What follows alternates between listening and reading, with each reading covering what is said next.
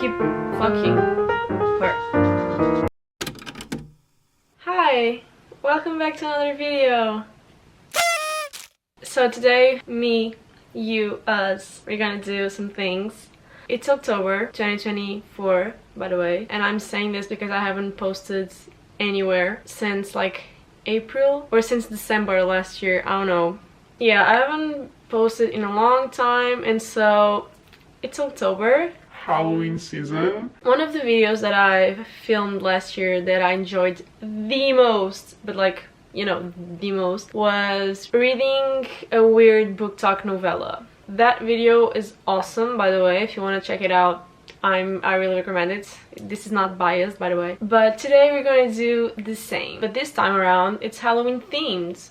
Why not? If my camera is like kind of wiggly, it's because I had no choice but to put the tripod on my bed, so every time I move around my tripod moves with me. I brought my iPad. So this book is called Blood Moon. It's by Gillian Graves. I just know that it's kind of a vampire witch romance. That's not my cup of tea. I don't know, maybe. I read pretty much anything, any romance. I guess we can start reading. So it's me and you, like a reading session, and we should just get the Halloween vibes. Okay, content notes: mild violence, blood. Oh, sex under magical influence. That might be interesting. Engage in consensual power exchange. This is a 11 chapter book. 12 if you count the epilogue. So yeah, let's start. Chapter 1. Oh my goodness, Hazel, what's wrong? The door of Drusilla's 1920s bungalow flies open. The Covenant's high... Oh, so Hazel is the witch. The Covenant's high priestess, a stylish Mexican-American woman in a flowing maxi dress and layered silver jewelry, grabs me by the hem of my tank top and yanks me inside. What the hell, Drew? I shout as I stumble forward into the entryway. This is basic first chapter. So I think I'm gonna just skip this like intro every book has, and when I get to the juice, when I get to the weird consensual power exchange, whatever, I'm gonna get back to you. So I gotta just do a little bit of reading before I get to the juicy parts.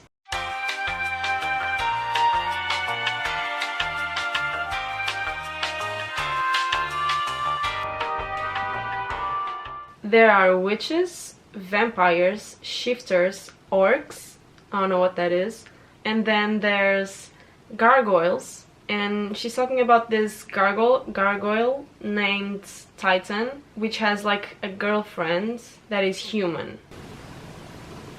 I don't think I would like to date a gargoyle. Like, there's so many like monsters that I would prefer above a gargoyle. I mean, it depends. If it's not like creepy, if it was like a cute gargoyle, maybe. What am I saying? Like, let me check what an orc is, because I feel like I should know. That's ugly as fuck. It's this bitch here.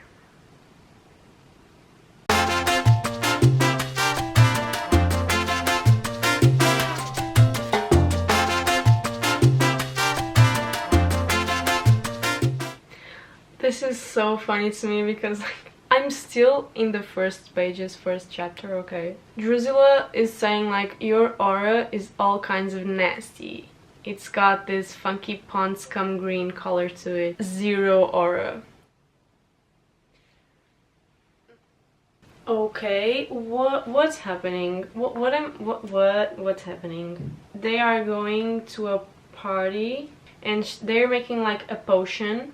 Her friend makes like this mixture that she has to apply like to her body and hair while she showers. And what is this? She says, as I massage the potion into my arms, breasts and belly, everything is heightened and transformed into pleasure.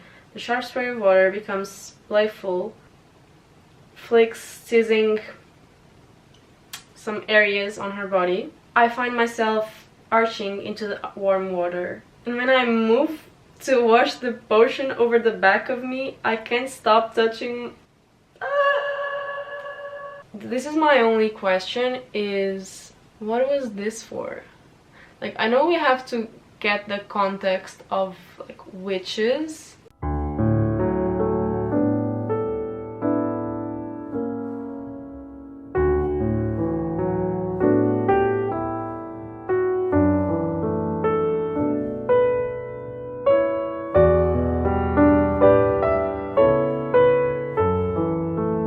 No way.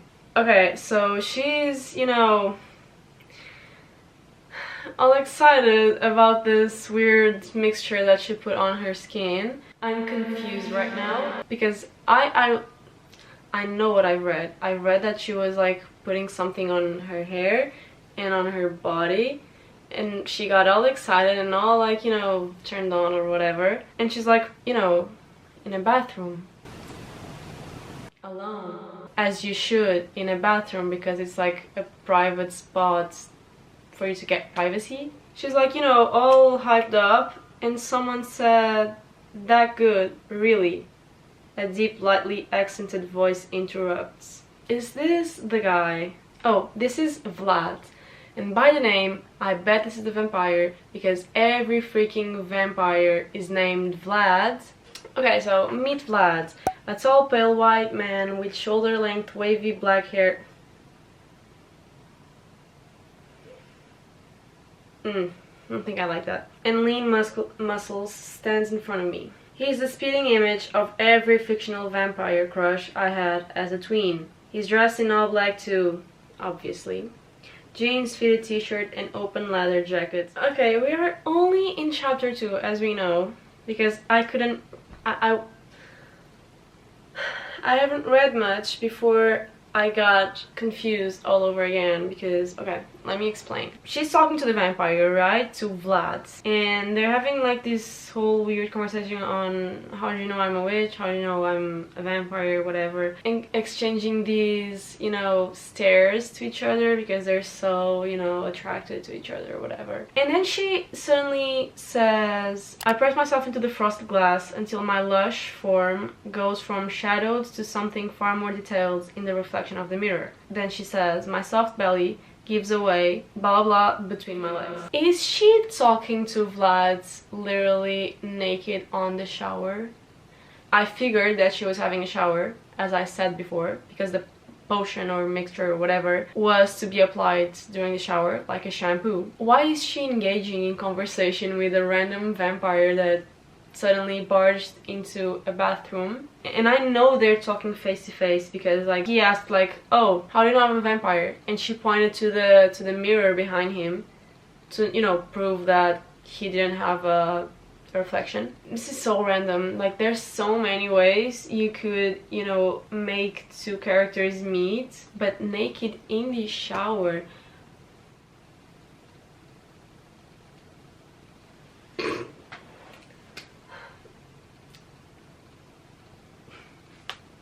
Suddenly, she says to him, look, you know, just try it for yourself, like the potion or whatever. Try it for yourself, like, here's my wrist, just suck on it, I guess. She's saying like, oh yeah, I've never been tasted by a vampire before.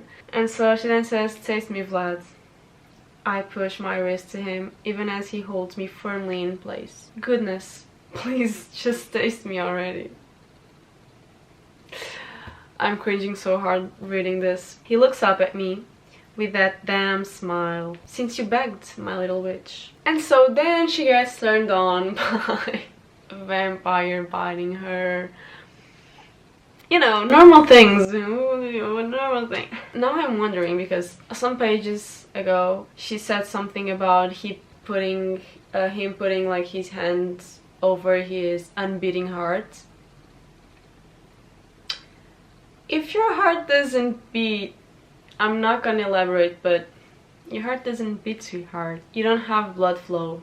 I'm not gonna elaborate, because, you know, this is a family-friendly YouTube channel, even though I'm reading, you know, not family-friendly things.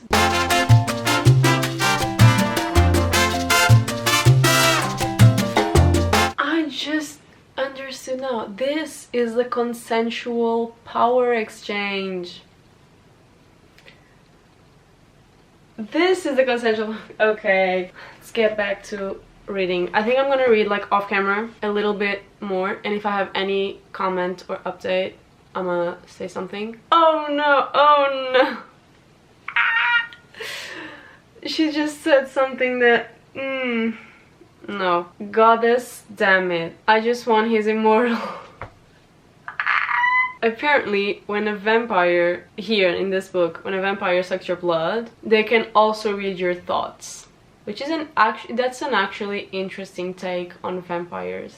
Okay, so a little update. After they have some fun, so she blows him off, and so she's like, I gotta go back to the party, blah blah blah. And then she goes back to her friend, and her friend's like, oh, where have you been, blah blah, what's going on? We find out that Vlad was supposed to meet Hazel at the party because he's the owner of the bar across the street from hers, because she owns a bar. So they had to meet actually before they decided to, you know, engage in some activities. And now there's this little tension, you know, that there's like little enemies tension. Let's see how this works. Yeah, I'm on chapter 4 right now, so we have 8 more chapters to go. I don't have much to tell about this.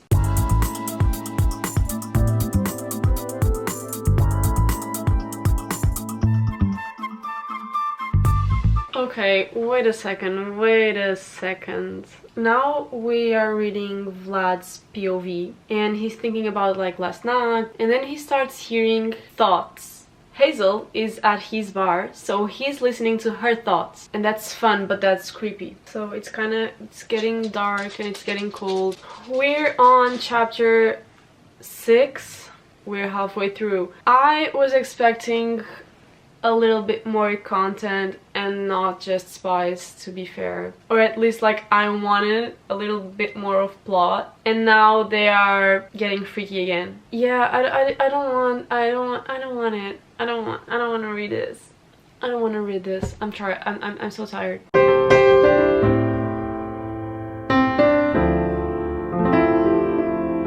Okay, quick update. We are now on chapter 7, and basically the tension keeps growing because, you know, enemies. This book has 0 plot. I'm getting so tired. Now she got into a fight because like some vampires got in her bar and were like demanding things. They then got into a fight with like the people who work in her bar, whatever. Then Vlad shows up, gets the other vampire off of her because she fell and like hit her head and she's bleeding, and he's like, you're bleeding. Vlad's deep voice is almost painfully gentle. I'm not. I refuse to turn around to face him. He caused this, and I'm not making this easier for him. I smell your blood, my little witch.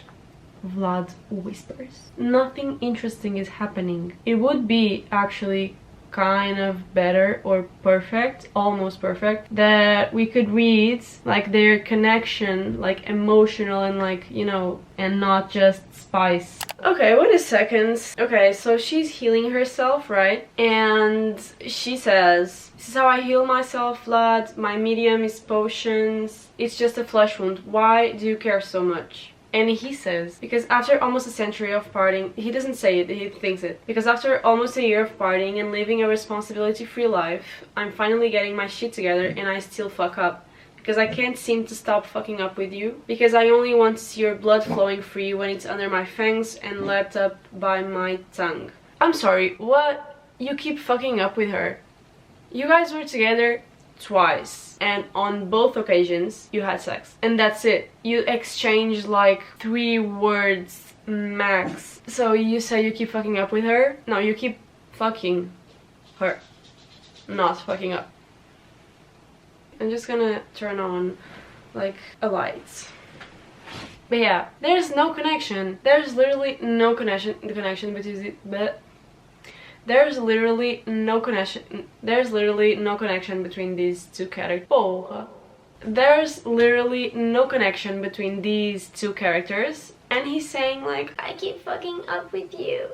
Dude, you can't fuck up something that literally does not exist, because it feels forced. It feels like they're forcing something. Chapter 9, we made it, and they were basically just talking a bit about the wound. Meaningless conversation, really. Can you believe that they're having sex again? Bet you didn't expect that one. This book doesn't have a single chapter without "I will never again read any book that has a witch or a vampire."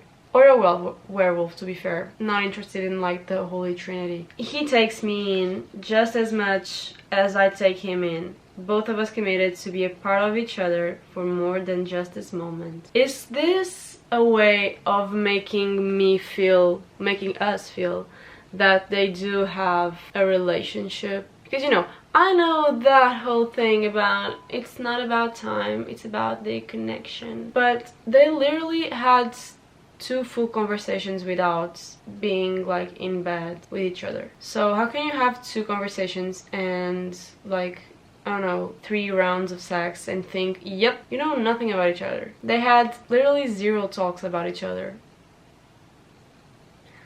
I'm so tired of this. I got to chapter 11. I finished chapter 11, which is like the last one before the epilogue. And I'm gonna read like the last paragraph. My vampire pulls me in close to his chest and my head drops to his shoulder as I try to guess what plans he's crafting for our future. The sky has slowly transformed from an endless black to a navy blue. Soon the sun will peek out over the horizon. We'll need to leave, Vlad to his slumber and me at his side.